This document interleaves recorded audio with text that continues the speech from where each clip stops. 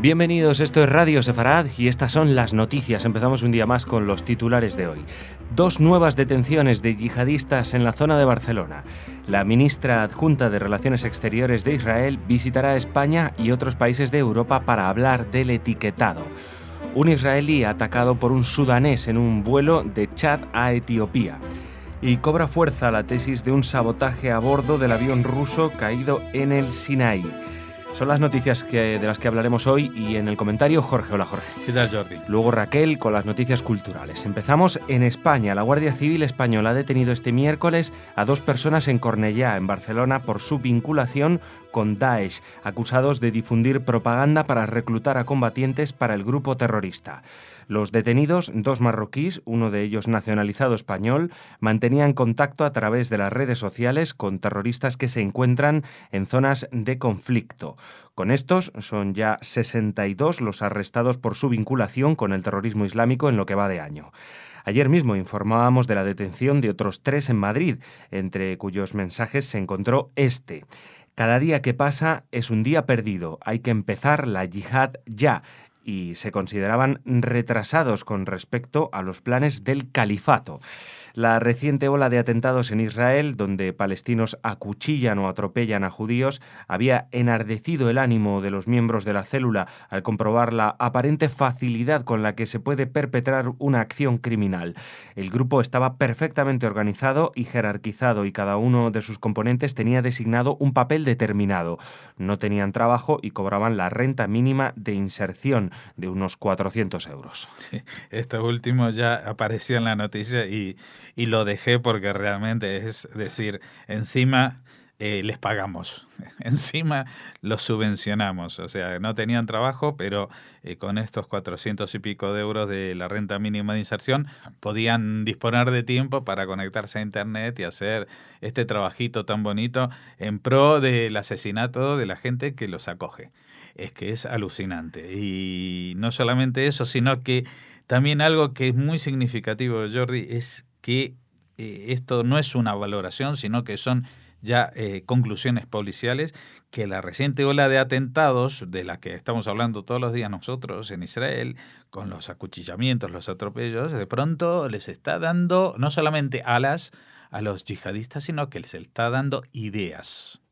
Y eso es lo peor, porque ellos ya están viendo de que, bueno, y ellos seguramente se preguntaban, bueno, queremos hacer la yihad en España, pero ¿de dónde vamos a sacar un arma? ¿De dónde conseguimos explosivos? ¿Cómo fabricamos, yo que sé, un cóctel molotov? Pues podríamos fabricar, pero que esto... No hace falta. Ni siquiera hace falta tener dinero. Un cuchillo, un destornillador, un bate de béisbol, una piedra, con solo dotados de la maldad suficiente y tener el cerebro suficientemente intoxicado es suficiente para provocar una ola de terror como no se ha visto. Y todo esto viene también a comentar una sola cosa, Jordi. Hoy no hemos empezado con el parte de atentados, ¿te das cuenta? Y no es porque no queremos hablar del tema, sino porque, no sé si por casualidad, esperemos que no, pero han pasado 24 horas sin ningún acuchillamiento, ni atropello, ni ninguna víctima, ningún atentado.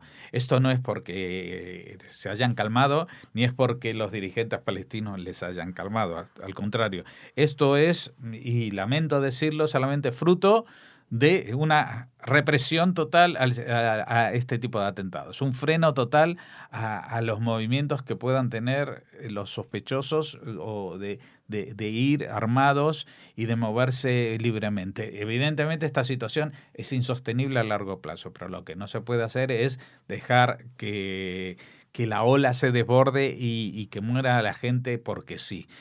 Entonces, el problema es lo que hoy reflejan las noticias, que son igual menos impactantes porque no hay muertos, sino son detenciones. Y otro hecho que vamos a hablar, que también son actos, reflejos, espejos de la ola de atentados en Israel que se están empezando a dar en el mundo y que desgraciadamente vamos a ver de esto mucho. O sea, lo que hemos visto en Israel de los atropellos y los cuchillos no se va a quedar solo en Israel. Seguimos. La Comisión Europea podría adoptar en los próximos días una directiva para el etiquetado de los productos provenientes de las colonias israelíes en Cisjordania, de Jerusalén Este y de Golán. La ministra adjunta de Relaciones Exteriores israelí, Tzipi Ottobelli, ha emprendido una gira que la traerá a España y luego a Alemania y a Francia para convencer a los europeos de que renuncien a su proyecto. El etiquetado aleja a la paz, aseguró también el líder de la oposición israelí del Partido Laborista Buggy, Herzog, se pronunció al respecto considerando que el etiquetado es un premio al terrorismo, especialmente en estos días de ola de atentados contra los judíos de Israel. Sí, desgraciadamente la Comisión Europea o la Unión Europea tiene un ritmo de reacción a la realidad que no se corresponde con la realidad. Siempre vamos muy retrasados y la reacción cuando llega no solamente que está desfasada, sino que a veces es ridícula. O sea, esta decisión sobre el etiquetado de productos producidos en los territorios en disputa pues se había ido gestando durante mucho tiempo y estaba ya en la agenda para ponerse en marcha en estos primeros días de noviembre. Claro que si uno mira cuál es la realidad hoy y tú dices Europa con la que está cayendo en Israel de atentados diarios contra gente inocente, contra viejos, contra niños, contra todo lo que se mueve por la calle, por jóvenes palestinos que simplemente salen con lo que tienen a matar, a atropellar, a herir o lo que sea, pues en este momento poner un programa en marcha, un programa de castigo a Israel, porque este etiquetado es para hacer un boicot, es para facilitar el boicot a determinados productos israelíes. Y de ahí a que de ahí en más pues etiquete, yo no sé qué etiqueta piensan poner, porque si es para que se vea, les recomendamos que pongan la estrella de David sobre fondo amarillo, que también han funcionado en los últimos 500 años de represión contra los judíos en el mundo. Pero claro, eso queda mal, ¿no? Porque lo usaron gente muy fea. Entonces, ¿qué van a poner? No compre estos productos, ¿por qué? Porque los producen en una zona donde trabajan, y estos productos los producen trabajadores palestinos, que si usted no compra estos productos se van a ir a la calle y se van a quedar sin nada que comer, y que la única salida laboral, entre comillas, que tienen es ir a matar judíos, que para eso sí hay dinero para recompensar a los que van presos por matar judíos. ¿Qué estamos haciendo como Unión Europea? Ya no estoy hablando de las opiniones personales o partidistas que pueda tener la ministra adjunta de Relaciones Exteriores israelí, Tzipi Ottobelli, que pertenece al partido Abait Ayudi, que evidentemente le cae muy mal cualquiera que cuestione lo que venga de los territorios en disputa. Pero estoy hablando también del jefe de la oposición del Partido Laborista, de un partido de izquierda que está diciendo no hagan esto y menos ahora, porque esto es un premio al terrorismo. Es como decir, ahora con la que está cayendo, encima van a decir algo en contra de Israel, pues los terroristas se van a sentir los amos del mundo, como en Titanic, se van a subir a la proa del barco y decir, fíjense, cuanto más los matamos, más nos premian. Y ahora van a ir todos en contra de Israel. Así que este es un despropósito y esperemos que esta visita de Ottobelli, que en realidad, a pesar de que es la ministra adjunta, es en realidad la ministra de Relaciones Exteriores. Recordemos que Netanyahu, como aparte de primer ministro, se reservó esta cartera no para viajar, como debe hacer un ministro de Relaciones Exteriores, sino a la espera de algún nuevo componente en su coalición de gobierno que al final no llegó. Así que simplemente en vez de subir a Ottobelli de rango, la mantiene ahí como ministra adjunta, pero es la que hace todo el trabajo. Y llama la atención, Jordi, justamente que en esta gira pues vaya Alemania, sí, Francia, sí, y España, por fin. Por fin España es importante en Europa, pero la desgracia es que somos importantes solamente cuando son temas de boicot. Un ciudadano israelí que volaba desde Yamena, la capital de Chad, a Addis Abeba, la capital de Etiopía, fue atacado por un pasajero musulmán sudanés al grito de Allahu Akbar y muerte a los judíos. Varios asistentes de vuelo y otros pasajeros lograron detenerlo y entregarlo a la policía local. El agredido, un empresario de unos 54 años, contó que unos 20 minutos antes de aterrizar, el atacante gritó que era un judío israelí mientras lo estrangulaba y golpeaba con una bandeja metálica. Incluso después de ser detenido por el pasaje, intentó movilizar a los pasajeros para que lo linchasen. Bueno, me imagino que el empresario israelí que estaba en el avión y que no entendía qué había pasado y que hasta el día de hoy debe estar preguntándose qué pasó, pues estará muy contento que en los vuelos internacionales te pongan estos cuchillos de plástico que uno siempre se queja, ¿no? Porque, vamos, es que evidentemente dentro de un avión no te pueden atropellar y no te pueden clavar un cuchillo de ese. Este hombre cogió una bandeja y le empezó a golpear en la cabeza y a estrangularlo con las manos. Y menos mal que el resto del pasaje reaccionaron de alguna manera. Todos los periódicos se regodeaban en la noticia que uno de los que lo frenó era un libanés, para decir, no solamente los árabes también hacen cosas en contra del extremismo. Y aquí nunca lo hemos puesto en duda. No estamos juzgando a todos los árabes, ni siquiera estamos juzgando a todos los musulmanes, pero estamos juzgando la intoxicación que a través del islamismo está llegando a todo el mundo árabe. Ese es el problema. Y para la cual, pues, nadie pone freno porque, entre otras cosas, esa intoxicación ha empezado con mezquitas, escuelas y centros comunitarios que establecieron países como Arabia Saudí, que parecía que eran para ayudar a sus amigos, pero entonces ya se empezó a triqui la cabeza y decirles que ellos no eran parte de esa sociedad en la que estaban viviendo, que ellos eran árabes y se regían por un código moral distinto, que es la Sharia, que es un código moral establecido hace 1400 años y que quieren que sea el que esté vigente ahora. Y evidentemente no solamente produce este efecto en los países donde está instalado delegados de Arabia Saudí, porque Sudán justamente es una delegación, en todo caso, de Irán, y en donde la presencia y el apoyo chiita es más importante que el suní.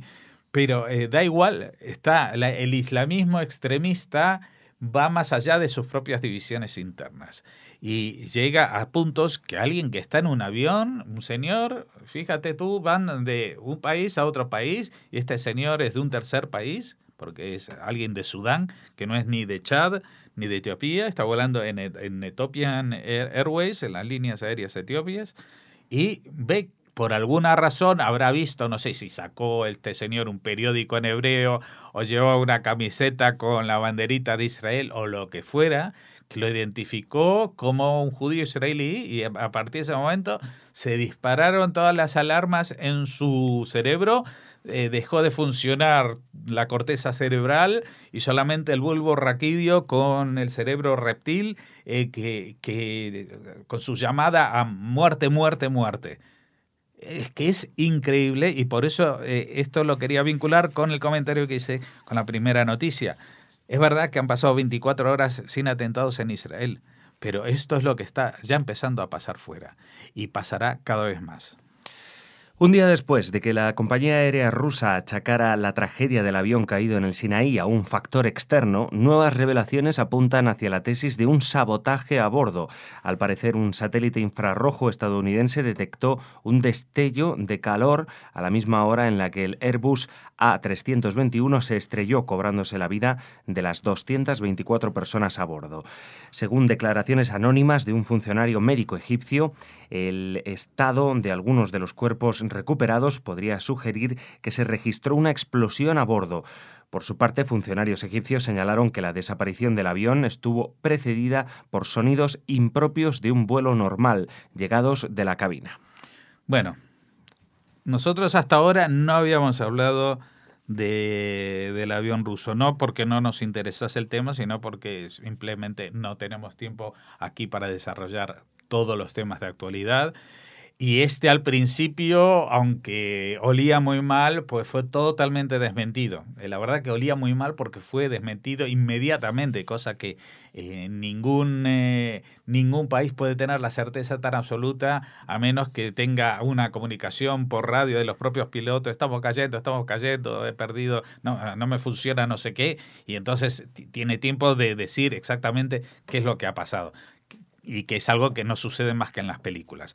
En la vida real es que si hay una explosión a bordo, aunque los pilotos tengan la obligación de comunicar a tierra qué está pasando, me imagino que una explosión en la que se pierde, por ejemplo, un trozo del avión, como parece ser, que es la cola del avión que apareció a 5 kilómetros del resto del avión, pues no da tiempo a pensar y a reaccionar de forma, digamos, como dicen los reglamentos que hay que reaccionar, y seguramente solamente con el análisis de las cajas negras pues se sepa exactamente o lo más exactamente posible lo que pasó.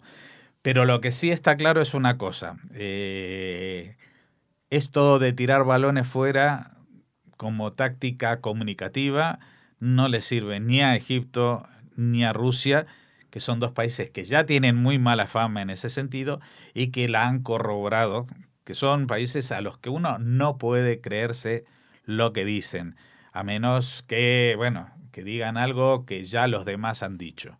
Esto ha sido un ataque terrorista.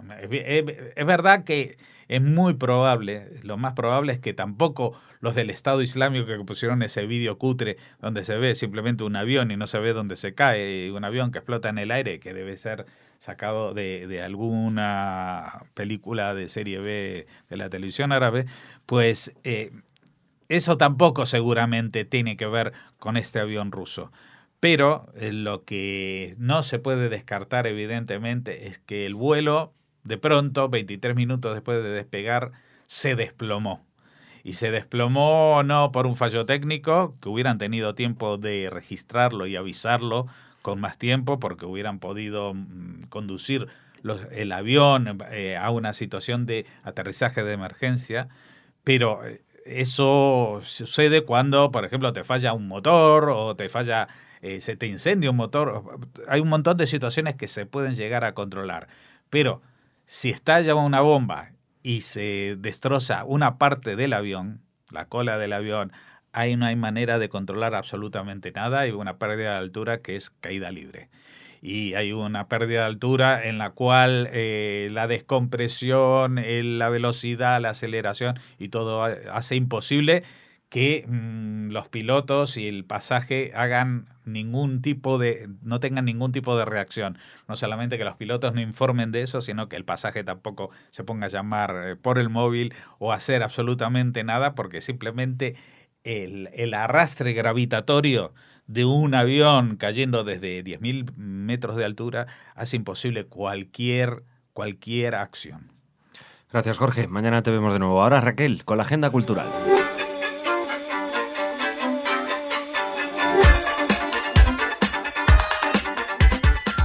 Y vamos ya con las noticias culturales con Raquel. Hola, Raquel, ¿qué tal? Hola, Jordi, y hola a todos los oyentes. No he podido evitar leer el titular de la noticia con la que vas a empezar y, es que impacta, he sentido bastante curiosidad por la frivolidad del titular. No sé yo de qué va, cuéntamelo. Un selfie con Hitler es este titular que te ha llamado la atención y no sé, vamos a contarles por qué aparece este titular en la prensa. Resulta que se ha estrenado en Alemania Mira quién está de vuelta.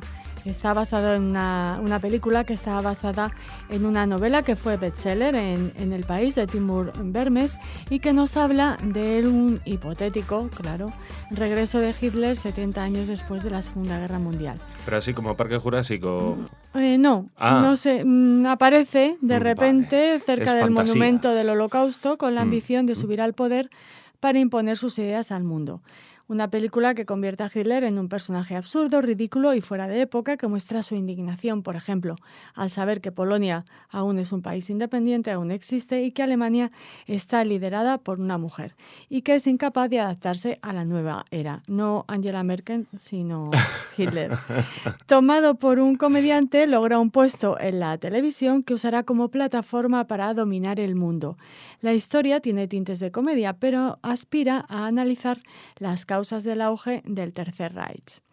La cinta ha tenido buenas críticas, pero ha sido el éxito tremendo que ha tenido en taquilla, lo que, ha hecho que la reacción positiva de los alemanes ante uno de los personajes más odiados de la historia del siglo XX, pues ha disparado determinadas alarmas.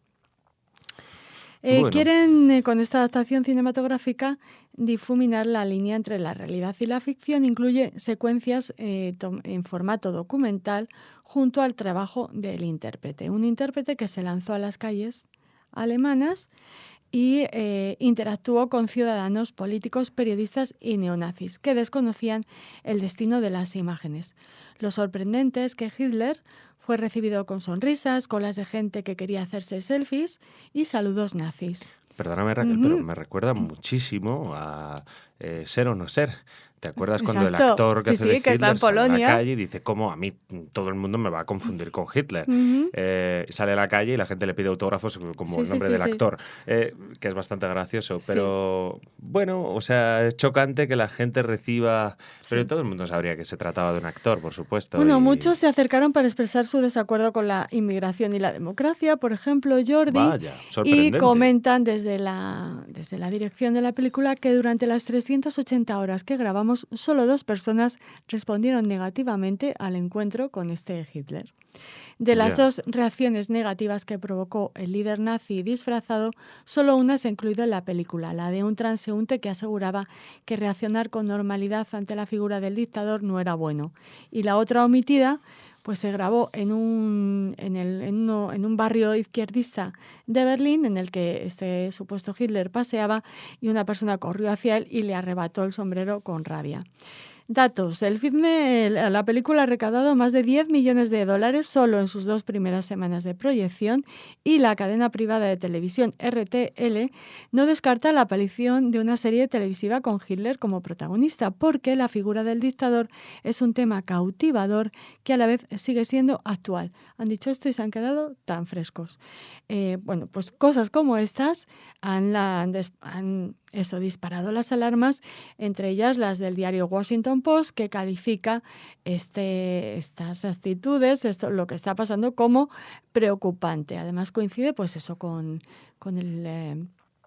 lo de la supuesta edición de la versión crítica de Mein Kampf, todo lo que está pasando en Alemania con los inmigrantes, con los refugiados, un montón de cosas, Jordi, y mientras tanto la gente corriendo a ver a este Hitler que vuelve a los cines alemanes. Hombre, lo que han dicho de que es cautivador y yo no sé, esta gente no tiene ni idea de historia, ¿no? Pero bueno, es verdad, Raquel, que hay una tendencia social, y yo lo estudié en su día, no me acuerdo muy bien, me disculpen los oyentes, pero en la cual una figura histórica, cuando pasa a convertirse en un icono, el significado se pierde, ¿sabes? Se queda vacío de significado y se queda simplemente como un icono, como una imagen. Yo siempre pongo como ejemplo una temporada que viví en Roma y allí vendían en unos chiringuitos que cerca de Termini vendían unas bragas de Mussolini en color verde, de el Che Guevara en rojo y de Bob Marley en amarillo, y estaban todas juntas. Te lo digo como la idea de cómo pierde todo significado cualquier símbolo. En el momento las que de pones Mussolini junto, deberían haber sido negras, ¿no? Pues Con eran lo de verdes. las camisas negras. Claro, Mussolini, Hitler... En fin, el peligro también de que la historia se convierta en un guión de televisión así tan frívolo, ¿no? Y bueno, sobre todo que estos representantes de este canal digan que su figura es cautivadora, pero no entiendo muy bien, no tienen ni idea de qué va y esto. Lo de los selfies con el actor, en fin. Pasamos de noticias. Pero bueno, Jordi. Interesante, Raquel, da que pensar, ¿eh? Da que pensar de la Por frivolidad. eso lo hemos traído a la agenda cultural del informativo. Raquel siempre trae cosas interesantes, si no, no. Como nuestra segunda Venga, noticia, Jordi. Cuéntamela. Pues se presenta en Frankfurt una exposición con 280 obras que compila, revisa por primera vez la obra de las creadoras que participaron en el grupo de la revista Der Sturm, seguimos en Alemania, que publicó entre 1910 y 1932, que se publicó y que sirvió de plataforma a movimientos de vanguardia como el expresionismo, el cubismo, el dadaísmo y el surrealismo hasta la llegada de los nazis, claro.